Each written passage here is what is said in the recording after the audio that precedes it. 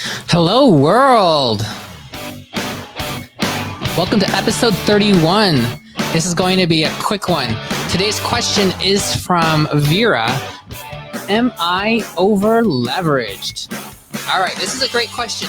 We're going to try to do a 5-minute episode. We will see if I will be able to cover a topic in 5 minutes. I've never done this before, but I kind of like this format. Then I'll be able to do more. I need to get my kid to bed.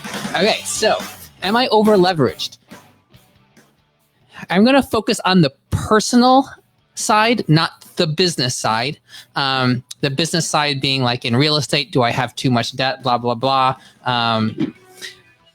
We're going to focus on personal first because a lot of businesses carry debt, right? Like Apple may even sell bonds. AT&T may sell bonds. And they may be in great financial position. We're going to focus on the personal side. So that is your income versus your debt service, your expenses. Okay, now when I say debt service, that means all of the payments that you need to make to keep up with your debt. So like your monthly credit card bill, okay, your monthly mortgage, your monthly car payment on a mortgage of your car, on a loan on your car, or your student loans. Okay, so that's debt service, is paying off debt. So number one, are you broke? Okay, is your net worth less than zero? If that is the case, which it is for many physicians, as well as dentists or lawyers right out of school, people who take out a lot of money, or just basically anybody who goes to school this way these days, a lot of people have loans. You graduate and you are in debt. Your net worth is below zero.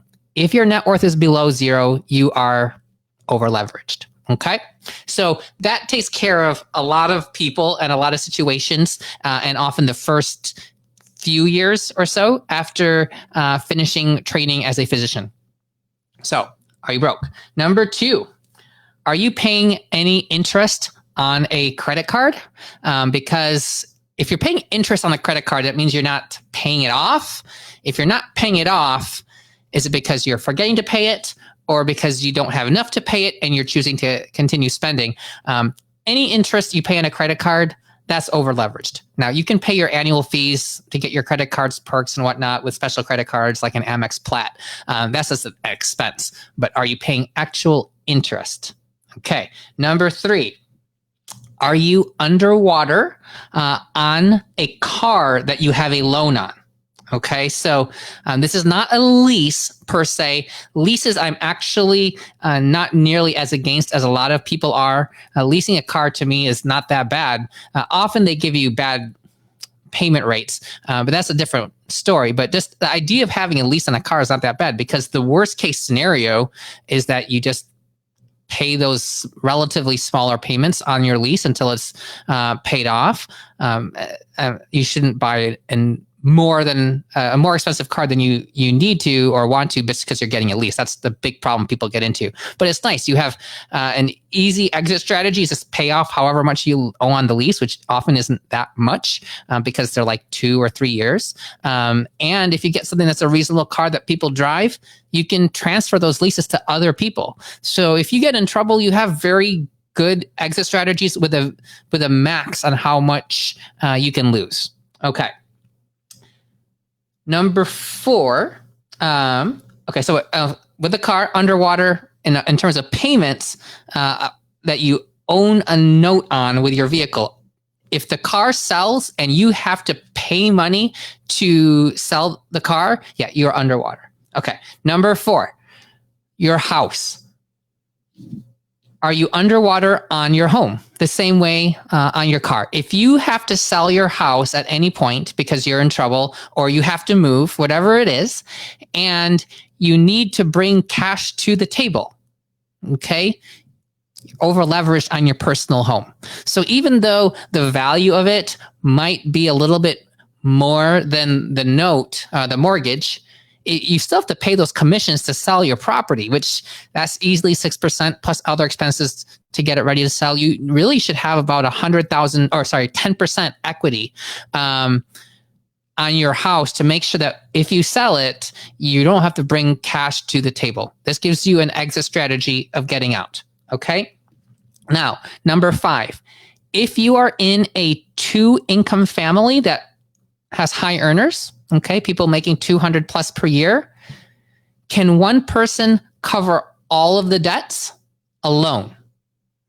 That is a key sign. If the lower earner can't do it, to me, that's over leveraged, because now both people have to work just to keep up with the loan payments, okay, with the debt service. That's a dangerous position to be in.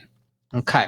Number 6, often mortgage companies, banks, they look at the debt to income ratio, and they'll allow you to qualify up to 43% debt to income ratio. That's like all of your monthly debt service over your gross income.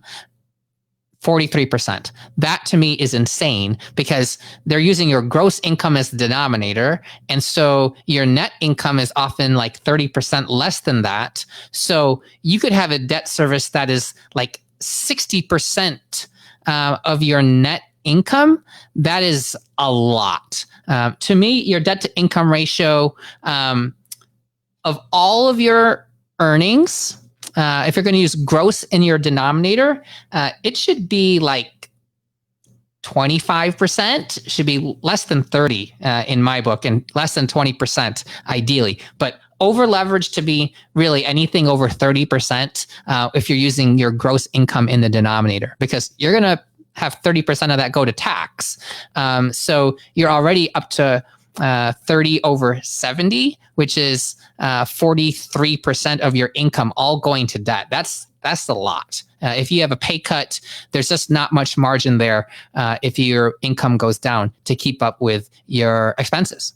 All right, so those are 6 reasons to know if you are over leveraged. We will get into the business side real estate another day. All right, there you go. Episode number 31. Until tomorrow, have a good one. 7 minutes and 23 seconds. I'll get it faster next time I do a short one.